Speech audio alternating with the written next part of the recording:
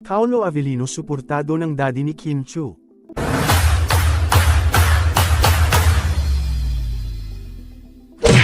Matapos ang pag-amin ni Kim Chiu tungkol sa kanilang opisyal na relasyon ni Paolo Avellino, hindi niya naiwasang ikwento ang kanilang love story at ang mga pinagdaanan nila.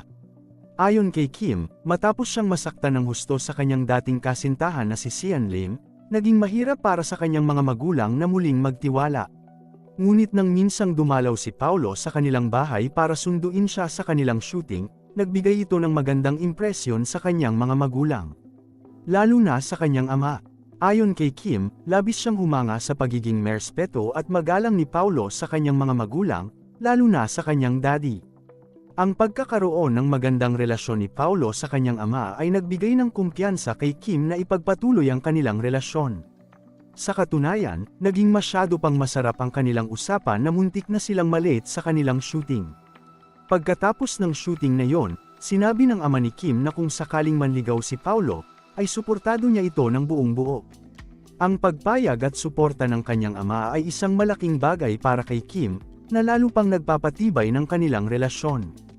Ang pagsisiwalat ni Kim Chiu ng mga detalye ng kanilang relasyon ay nagbibigay ng mas malalim na pag-unawa sa kanilang pinagdadaanan bilang magkasintahan.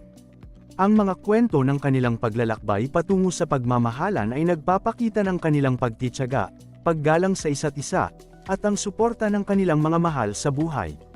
Sa kabila ng mga pagsubok at hamon, nananatiling matatag ang kanilang relasyon, na nagbibigay inspirasyon sa maraming tagahanga.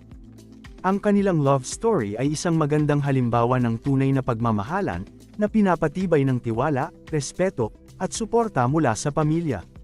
Ang kanilang kwento ay patuloy na sinusubaybayan ng kanilang mga tagahanga, na laging umaasa na magpatuloy ang kanilang masayang pagsasama.